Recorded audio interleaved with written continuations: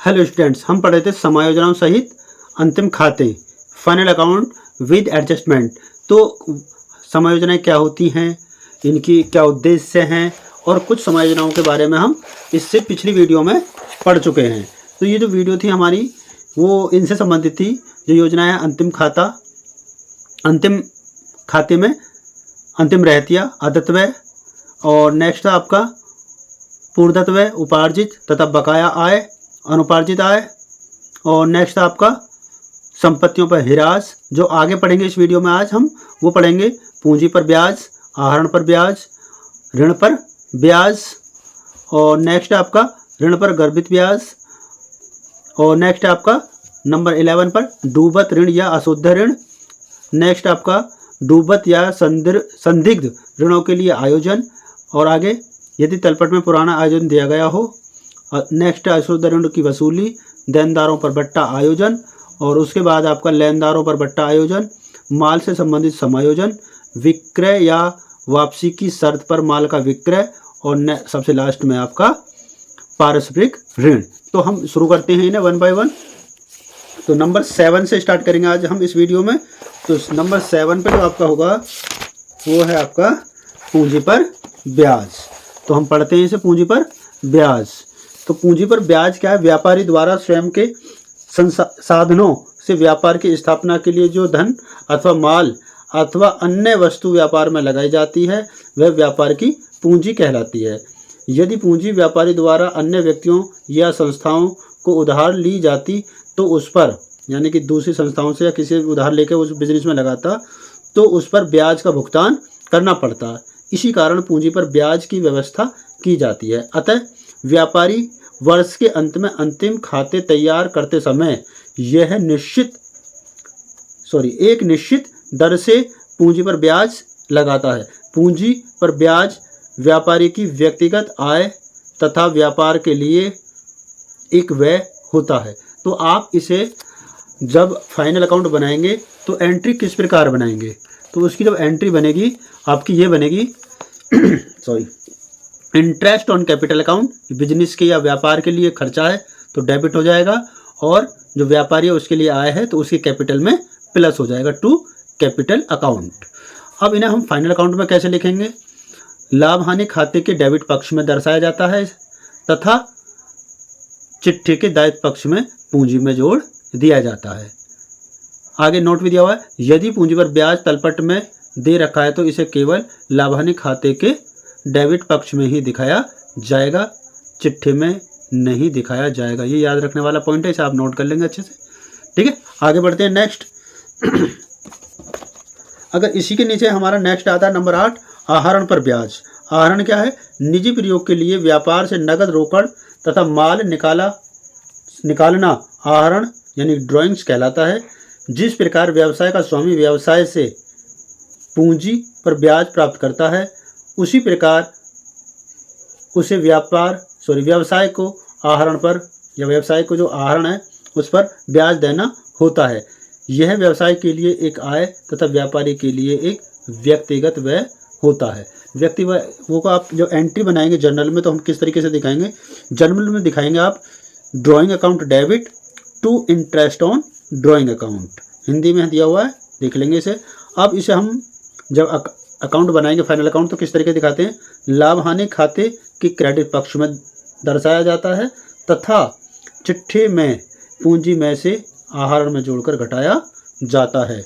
Same वैसे यहाँ note दिया हुआ है एक और, यदि आहरण पर ब्याज तलपट में दे रखा है तो इसे केवल लाभ हानि खाते के क्रेडिट पक्ष में ही दर्शाया जाएगा, आहरण में नहीं जोड़ा जाएगा। क्लियर है? आगे बढ़ते हैं नेक्स्ट, आपका नंबर 9 की तरफ बढ़ते हैं। नंबर 9 है आपका क्या? ऋण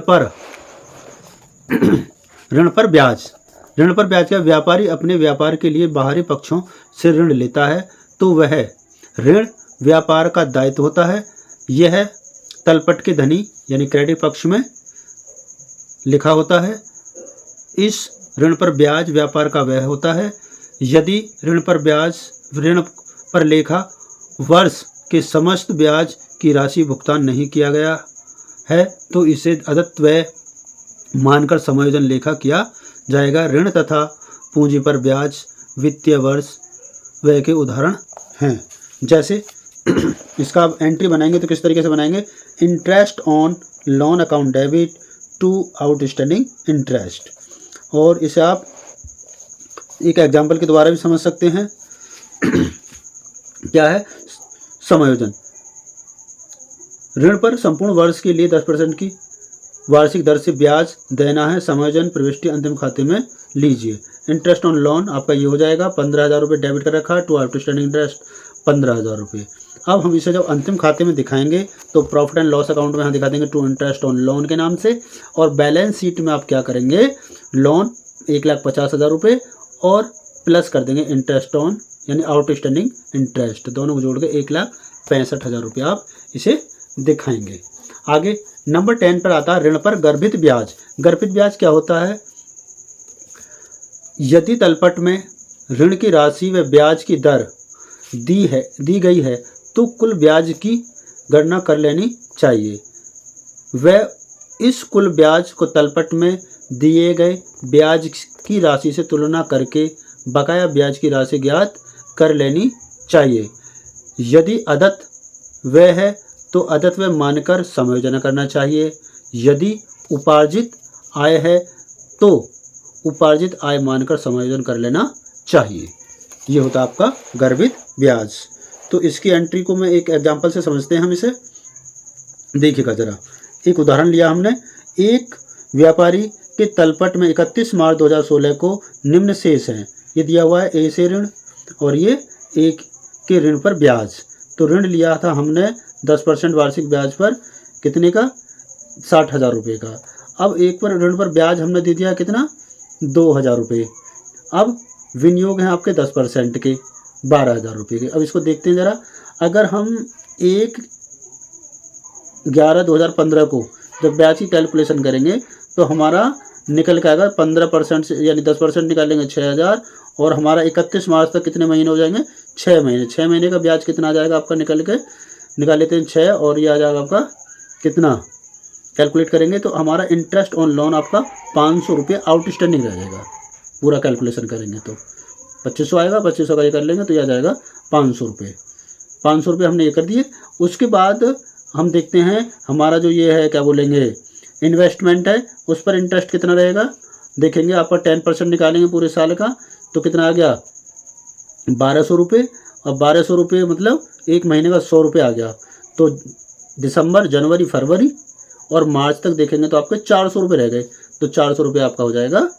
ये क्या था, ये आउटस्टैंडिंग इंटरेस्ट और इन्वेस्टमेंट आपका ये आय है। क्या हो जाएगा, टू इंटरेस्ट ऑन इन्वेस्टमेंट, ये आपकी आय बन गई 400 रुपये। ये एक्रूड इनकम हो गई, वो आउटस्टैंडिंग एक्सपेंस हो गया। तो अब क्या करना है, आउटस्टैंडिंग को यहाँ आपको क्या करना है इसमें, तो ये वाला आपको जो आपकी एक्सपेंस है वो तो आ जाएगा टू इंटरेस्ट ऑन लोन के नाम से 2,000 ये आपने दे रखे हैं पहले, और आप इसमें जोड़ देंगे 500 रुपये और बकाया। तो आपका पूरा जो इंटरेस्ट आ जाएगा 2,500 रुपये निकल के आया था, जिसमें 2,000 हम दे चुके थे, 500 आउटस्टैंडिंग था तो ये आ गया। और आपका जो बकाया एक्रूड इनकम रह गई वो आ गई आपकी 400 रुपये, किसके नाम से, बाय इंटरेस्ट ऑन इन्वेस्टमेंट के नाम से। अब बैलेंस शीट में अभी ना किस तरीके से दिखाएंगे, बैलेंस शीट में दिखाएंगे लोन 60,000 रुपये और आउटस्टैंडिंग इंटरेस्ट आपका 500 रुपये। तो 60,500 आपका ये आ जाएगा। और इधर इन्वेस्टमेंट आपके 12,000 रुपये के थे, इसमें आपने जोड़ दिया आउटस्टैंडिंग इंटरेस्ट या एक्रूड इंटरेस्ट, कितना, 400 रुपये। तो ये 12,400 के ये आ जाएंगे। इस तरीके से आप यहाँ इन्होंने कैलकुलेशन भी कर रखी है। देखो जरा, यहाँ एग्जाम्पल 60,000 10% 5 महीने हो गए तो 2,500 आ गया। अब 2,500 में 2,000 दे रखे थे, ये पूरा वर्किंग नोट है, यहाँ से समझ लेंगे पूरा।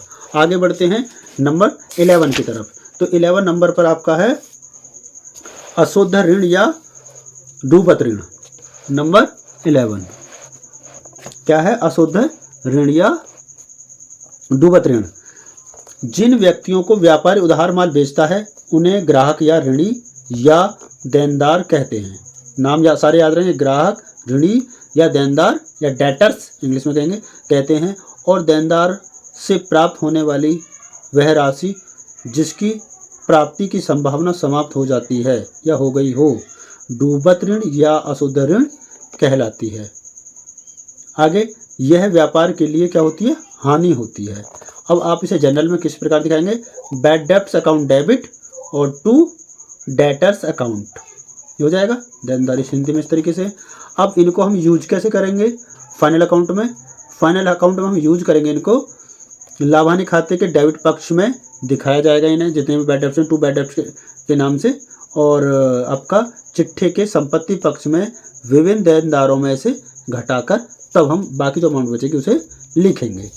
आगे नोट दिया हुआ है, इसे नोट कर लेंगे, अब ध्यान से समझेंगे, बहुत इंपॉर्टेंट है ये वाली एडजस्टमेंट। डूबत ऋण जो तलपट में दे रखे हैं उनकी समायोजना प्रविष्टि नहीं होती, क्लियर, और न ही उन्हें चिट्ठे में देनदारों में से घटाया जाता है, क्योंकि इन्हें तलपट बनाने से पहले ही देनदारों में से घटा दिया गया है, अतः इन्हें केवल लाभहानि खाते के ऋणी पक्ष में ही दिखाया जाएगा। जितने भी नोट है उन्हें आप समझ के बिल्कुल नोट कर लेंगे ध्यान से। आगे बढ़ते हैं, इसका एक और है इसी से संबंधित, ये आता आपका नेक्स्ट, क्या है नंबर 12, डूबत या संदिग्ध ऋणों के लिए आयोजन, प्रोविजन फॉर डाउटफुल डेब्ट्स। ये आपस में जुड़े हुए हैं, बैड डेब्ट्स और प्रोविजन फॉर डाउटफुल डेब्ट्स आपस में जुड़े हुए हैं। इसका क्या है, यह आयोजन देनदारों से भविष्य में होने वाले डूबत ऋण के संबंध में चालू वर्ष के लाभों में से बना लिया जाता है। कुछ देनदार ऐसे होते हैं जिनसे संपूर्ण राशि प्राप्त होने की संभावना कम होती है, अर्थात कुछ राशि डूब सकती है। इन देनदारों की संभावित देनदार डाउटफुल डेटर्स इन देनदारों को संभावित देनदार या डाउटफुल डेटर्स कहते हैं। गत वर्षों के अनुभव के आधार पर इन देनदारों की एक निश्चित प्रतिशत राशि को डूबत मानते हुए एक संचिति बनाई जाती है, जिसे डूबत एवं संदिग्ध ऋणों के लिए आयोजन कहते हैं। तो इसके लिए आप जब आयोजन बनाएंगे तो क्या एंट्री बनाएंगे, तो इसके लिए अब आप एंट्री बनाएंगे प्रॉफिट और लॉस अकाउंट डेबिट या profit and loss account debit हो जाएगा, टू प्रोविजन फॉर डाउटफुल या बैड डेब्ट्स, ये बनाएंगे आप। और इनको अंतिम खाते में किस प्रकार दिखाएंगे, अंतिम खाते में दिखाते हैं हम लाभानी खाते के डेबिट पक्ष में लिखा जाता है, लाभानी खाते के डेबिट पक्ष में लिखा जाएगा, और चिट्ठे के संपत्ति पक्ष में देनदारों में से घटाकर दिखाया जाता है। आगे बढ़ते हैं नेक्स्ट आयोजन की तरफ, जो हमारी संभावना वो है क्या बोलेंगे एडजस्टमेंट है, वो है आपकी नेक्स्ट वाली नंबर 13 में, यदि तलपट में पुराना आयोजन दिया गया हो, if old provision for bad debts is given in the trial balance. क्या है, उपरोक्त उदाहरण यानी कि इसमें 5,000 रुपये बनाया गया यानी कि एग्जाम्पल जो दे रखा था उसमें बढ़ते हैं आगे। उपरोक्त उदाहरण ये हमने पढ़ा नहीं है, तो ये देख लेते हैं। एक ये बैलेंस शीट है, देखो जरा, यहाँ बैड डेब्ट्स दे रखे थे और पीछे भी दिया हुआ था, उसको प्रोविजन मानकर, एक मिनट ये एग्जाम्पल क्लियर कर लेते हैं तभी समझ में आएगा आपको अच्छे से। बढ़ते हैं यहाँ देखिए जरा, एक व्यापारी के तलपट में 1 लाख रुपए के देनदार हैं, देनदारों पर 5% ऋण आयोजन के लिए समायोजन दीजिए तथा अंतिम खातों में दर्शाइए। तो हमने क्या करा, 1 लाख का 5% निकालेंगे तो कितना आया 5,000, तो एंट्री बन जाएगी profit and loss account debit to provision for doubtful debts, 5,000 हो गया। ठीक है जी, अब इन्हें लिखेंगे कैसे, इस तरीके से आ जाता है आपका प्रॉफिट एंड लॉस अकाउंट बना लिया हमने। प्रॉफिट एंड लॉस अकाउंट में आप दिखाएंगे यहाँ से डेबिट है टू प्रोविजन फॉर बैड डेब्ट 5,000, क्लियर। अब बैलेंस शीट में दिखाएंगे एसेट साइड में डेटर्स 1 लाख रुपए के माइनस करेंगे प्रोविजन फॉर बैड डेब्ट्स 5,000 रुपये, तो आपके डेटर्स बचे कितने के 95,000 रुपये के, क्लियर। अब आगे बढ़ते हैं, अब आता है 13, क्या था, यदि तलपट में पुराना आयोजन दिया गया हो, तो क्या है, उपरोक्त उदाहरण में जो डूबत ऋण आयोजन 5,000 रुपये से बनाया गया है, यह आगामी वर्ष के तलपट में क्रेडिट पक्ष में दिखाया जाएगा। हमने ऊपर बना लिया। अब ये नेक्स्ट ईयर के लिए जब हम स्टार्ट करेंगे, ओपन करेंगे, तो ये वहाँ पे हमें पुराना आयोजन के रूप में मिलेगा, दिखाया। आगामी वर्ष के लिए पुराना आयोजन ओल्ड प्रोविजन कहा जाएगा। चालू वर्ष के देनदारों पर जो आयोजन बनाया जाता है यह नया आयोजन या न्यू प्रोविजन कहलाता है। अब चूंकि डूबत ऋण आयोजन संभावित डूबत ऋणों हेतु बनाया जाता है, इसलिए डूबत ऋण के आयोजन में डूबत ऋणों की राशि हस्तांतरित कर दी जाती है। आगे क्या, डूबत ऋण की राशि को डूबत ऋण आयोजन खाते में हस्तांतरित निम्न प्रविष्टि द्वारा किया जाएगा। एंट्री क्या बनेगी, provision for bad debts account debit to bad debts. आगे क्या हो जाएगा आपका, लाभ हानि खाते में हस्तांतरित की जाने वाली राशि निम्न सूत्र के प्रयोग द्वारा निकाली जाती है। कैसे, डूबत ऋण जो हमारे पहले से हैं, प्लस करेंगे उसमें नया आयोजन और माइनस करेंगे पुराना आयोजन। ये फॉर्मूला आप याद रखेंगे, हमें यही फॉर्मूला अप्लाई करना है बार बार। जो भी आएगा ओल्ड यानी बैड डेब्ट्स प्लस आपका जो होगा नया आयोजन होगा और उसमें से आप माइनस करेंगे क्या, पुराना आयोजन। जो भी माइनस प्लस माइनस करने के बाद जो अमाउंट आएगी वो आप प्रॉफिट एंड लॉस अकाउंट में लिखते हैं। यहाँ एक स्टेटमेंट के द्वारा और इन्होंने समझाया, देखो जरा, प्रॉफिट एंड लॉस अकाउंट बना रखा, इसमें bad debts plus no provision for bad debts और माइनस ओल्ड प्रोविजन। इस तरीके से आप अपने प्रॉफिट एंड लॉस अकाउंट में दिखाएंगे। देखो आगे इन्होंने फिर एक नोट दिया, यदि पुराना आयोजन वर्ष की डूबत ऋण तथा नया आयोजन के योग से अधिक है तो इन्हें लाभ हानि खाते के क्रेडिट पक्ष में दर्शाया जाता है। मतलब इन दोनों को जोड़ें और इससे ज़्यादा आए, इससे कम रहे, बैड ओल्ड प्रोविजन हमारा ज़्यादा है और ये कम है तो ये क्रेडिट पक्ष में आएगा। फिर क्लियर, आगे बढ़ते हैं नेक्स्ट एडजस्टमेंट की तरफ। तो नेक्स्ट एडजस्टमेंट आपकी नंबर 14 की तरफ बढ़ेंगे। तो 14 आपकी ये है, अशुद्ध ऋणों की वसूली, बैड डेब्ट्स रिकवर्ड। अशुद्ध ऋण वह ऋण होते हैं जिनकी प्राप्ति की संभावना लगभग नगण्य होती है। अतः पुस्तकों में अशुद्ध ऋण को व्यापारिक हानि मानते हुए अशुद्ध ऋण खाता ऋणी तथा संबंधित देनदार खाता धनी कर दिया जाता है, जिससे पुस्तकों में देनदारों का खाता बंद हो जाता है। परंतु यदि भविष्य में उस देनदार से अशुद्ध ऋण से संबंधित धनराशि की प्राप्ति हो जाए तो अशुद्ध ऋण वसूली खाते को धनी किया जाता है तथा वर्ष की समाप्ति पर अशुद्ध ऋण वसूली खाते के शेष को लाभ हानि खाते में अंतरित कर दिया जाता है। तो इसकी एंट्री किस तरीके से बनाएंगे, आप लिखेंगे कैश अकाउंट, क्या बनेगा, कैश अकाउंट आपका डेबिट हो जाएगा टू बैड डेब्ट्स रिकवर। इस तरीके से एंट्री बनाएंगे। और क्या होगा, अंतिम खाते में जब लिखेंगे रोकड़ खाता तथा बैंक खाते शेष में वसूली की राशि को जोड़ दिया जाएगा। बैंक रोकड़ शेष को आर्थिक चिट्ठे के संपत्ति पक्ष में दर्शाया जाएगा। मतलब जितना पैसा हमें मिला है उससे कैश या बैंक अकाउंट में हम उस अमाउंट को जोड़ देंगे और उतनी ही राशि से हमारा जो आर्थिक चिट्ठे में कैश या बैंक बढ़ जाएगा। और लाभ हानि खाते के क्रेडिट पक्ष में लिखा जाए किस नाम से, बाय बैड डेब्ट्स रिकवर करके नाम से आता है। बढ़ते हैं आगे तक नंबर नेक्स्ट की तरफ, एडजस्टमेंट 15 की तरफ। तो 15वीं हमारी एडजस्टमेंट है देनदारों पर बट्टा आयोजन, provision for discount on debtors. क्या होता है, देनदारों से निर्धारित अवधि में भुगतान प्राप्त करने की दृष्टि से उन्हें नगद बट्टा प्रदान किया जाता है। इस उद्देश्य की पूर्ति के लिए देनदारों को दिए जाने वाले बट्टे के लिए एक अनुमानित राशि से देनदारों पर बट्टा आयोजन बनाया जाता है।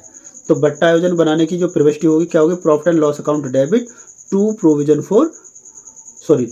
फॉर डिस्काउंट ऑन डेटर्स के नाम से।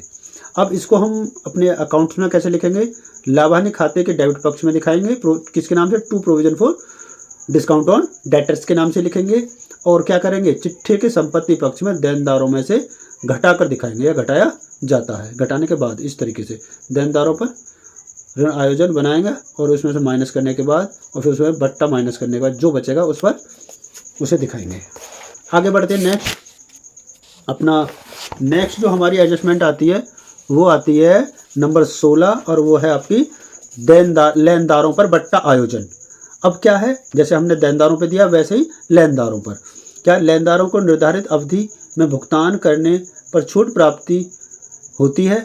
अगले वर्ष लेनदारों को निर्धारित अवधि में किए जाने वाले भुगतान के संबंध में इसी वर्ष प्राप्त बट्टे का आयोजन बना लिया जाता है। तो जिसके लिए आपकी जो एंट्री बनेगी वो बनेगी provision for discount on creditors account debit to profit and loss account. अब हम क्या करेंगे, इसको ये हो जाएगा आपका जो अंतिम खाते हैं उनमें हम किस तरीके से दिखाएंगे, लाभ हानि खाते में क्रेडिट पक्ष में दर्शाया जाता है किसको, इसको प्रोविजन लिखेंगे by provision for discount on creditors के नाम से, ये हमारी इनकम है। और इसको क्या करेंगे, चिट्ठी के दायित्व पक्ष में विविध लेनदारों में से घटाकर दिखाया जाता है, मतलब जितने भी लेनदार या क्रेडिटर्स हमारे हैं उनमें से घटाकर तब हम अमाउंट को लिखेंगे। आगे बढ़ते हैं। नेक्स्ट जो हमारी समायोजना है वो है नंबर 17 है हमारी यहाँ पर। आगे बढ़ते हैं। 17 में क्या है हमारा, हाँ जी, माल से संबंधित आयोजन। तो इसमें कई सारी एडजस्टमेंट है, इनको हम देखेंगे। एक व्यापारी द्वारा माल दान में दिया जा सकता है। व्यापार की बिक्री बढ़ाने के उद्देश्य से उसका मुफ्त वितरण किया जा सकता है अथवा निजी उपयोग हेतु भी निकाला जा सकता है। तो अलग अलग पॉइंट है, सबके लिए अलग अलग एडजस्टमेंट होगी। जैसे है माल दान में देना, तो एंट्री बन जाएगी charity account debit to purchase. तो अंतिम खाते में इसे हम किस तरीके से दिखाएंगे, व्यापार खाते के क्रय खाते में से घटाया जाता है और लाभ हानि खाते के डेबिट पक्ष में दिखाया जाएगा किसको, टू चैरिटी के नाम से। आगे बढ़ते हैं।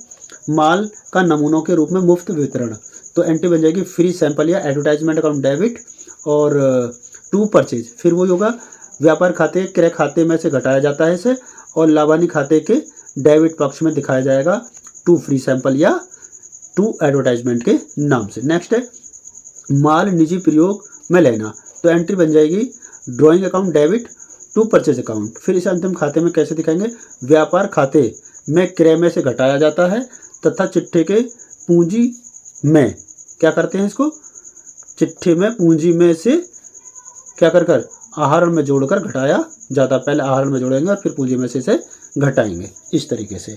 आगे बढ़ते हैं। नेक्स्ट, अब इसमें एक चीज़ और हो सकती है, नंबर 3 हेडिंग पढ़े। अब आपका जो आता है वो आता है यदि माल नष्ट हो जाए, या माल नष्ट होना या चोरी होना, ऐसा भी हो सकता है। तो माल अगर चोरी हो जाए या नष्ट हो जाए तो उसको किस तरीके से दिखाएंगे। व्यापार में कई बार माल किन्हीं कारणों से नष्ट हो जाता है अथवा चोरी हो जाता है। इस स्थिति में लेखा निम्न प्रकार किया जाता है। पहला है माल अग्नि या अन्य कारण से नष्ट हो जाना, तो एंट्री बन जाएगी loss by fire to purchase account.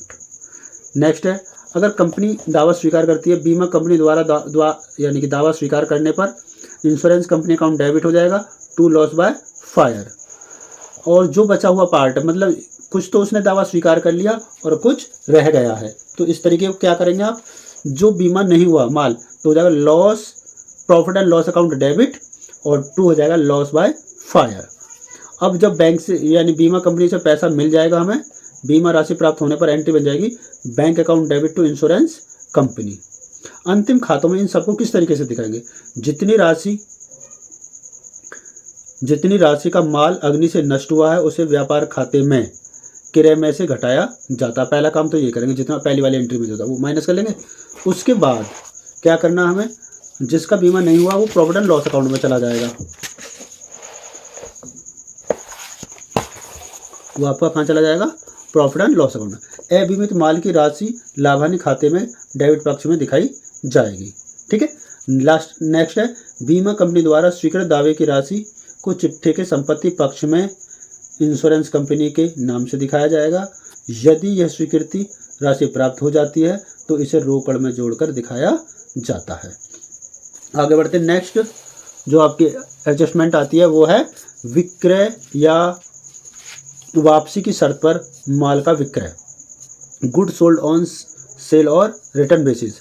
जब ग्राहक को इस शर्त पर माल बेचा जाता है कि वह पसंद आने पर माल अपने पास रख लेगा अन्यथा माल को वापस कर देगा, तो इस स्थिति में यदि अंतिम खाते बनाने की तिथि तक ग्राहक को कोई निर्णय नहीं मिलता है तो इसे विक्रय नहीं माना जाता, अतः इसे विक्रय में से घटाकर अंतिम रहतिया में जोड़ दिया जाता है। इसके लिए आयोजन एंट्री क्या बनेगी, कस्टमर या debtors account personal account debit to sales account. आगे अंतिम खाते बनाने की तिथि तक ग्राहक से कोई सूचना नए प्राप्त होने पर विक्रय में से घटाने पर sales account debit to debtors personal account, और उसे जब क्लोजिंग स्टॉक में जोड़ेंगे क्लोजिंग स्टॉक अकाउंट डेबिट हो जाएगा और 2 हो जाएगा आपका ट्रेडिंग अकाउंट। आगे बढ़ते हैं। अब इसको क्या करेंगे, जब अंतिम खाते बनाते हैं तो किस तरीके से यूज करेंगे। पसंदगी के आधार पर भेजे गए माल के विक्रय मूल्य को व्यापार खाते में विक्रय में से तथा चिट्ठे में देनदारों में से घटा दिया जाता है। पसंदगी के आधार पर भेजे गए माल के लागत मूल्य को व्यापार खाते के क्रेडिट पक्ष में अंतिम रहतिया तथा चिट्ठे के संपत्ति पक्ष में अंतिम रहतिया में जोड़ दिया जाता है। तो ये आपकी हो गई आपकी 80। अब आपकी लास्ट एडजस्टमेंट बचती है। तो लास्ट क्या है, लास्ट आपकी पारस्परिक ऋण। पारस्परिक ऋण में क्या है आपका म्यूचुअल डेब्ट्स।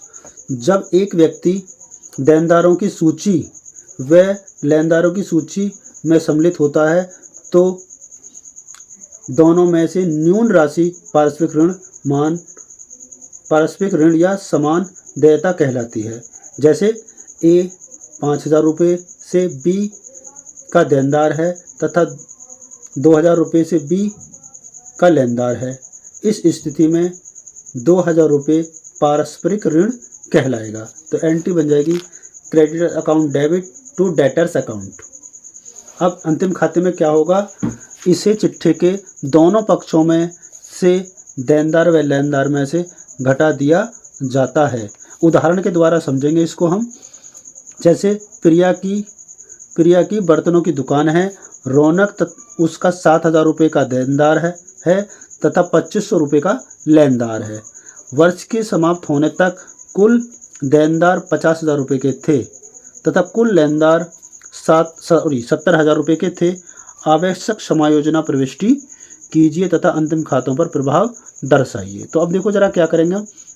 2,500 रुपये दोनों में कम था, 7,000 और 2,500 है तो 2,500 रुपये creditors account debit to debtors account 2,500 हो गया। क्लियर। अब क्या करेंगे, जब बैलेंस शीट बनाएंगे तो बैलेंस शीट में जो क्रेडिटर्स है उनमें से 2,500 रुपये माइनस कर देंगे तो यह आ जाएगा 6 यानी कि 67,500। वैसे डेटर्स 50,000 के थे तो इसे mutual debts due from Raunak 2,500 minus 47,500। इस तरीके से हमने जो भी आपकी कक्षा 10 व कक्षा 11 में जो भी समायोजनाएं हैं लगभग कंप्लीट कर लिए। कुछ विशेष समायोजना होंगी तो हम उन्हें नेक्स्ट वीडियो में लेके आएंगे आपके सामने और उन्हें ध्यान से समझेंगे और अपने नोट्स बनाकर उनको अच्छे से रिवाइज करेंगे। तो ये वीडियो देखने के लिए thank you for watching this video.